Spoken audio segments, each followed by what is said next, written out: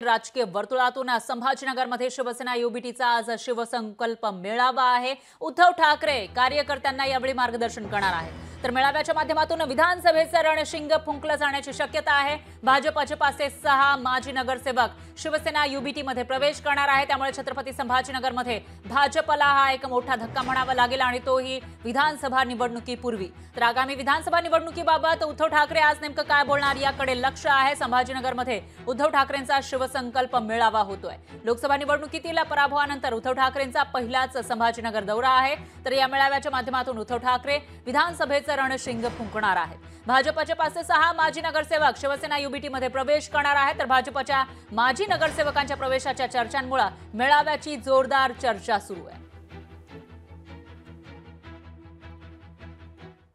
संभाजीनगरात आज भारतीय जनता पार्टीतून BRS अन्य काही संघटनेतून बरेच मंडळी आज शिवसेनेमध्ये मान्य उद्धवजींच्या नेतृत्वाखाली प्रवेश करतात। कोणाला धक्का वगैरे हा हेतू आमचा नाही, आमचं संघटन मजबूत करणं हा आमचा याच्यामध्ये हेतू आहे। लोकशाही मराठी ऐका, पहा, जागरूक रहा।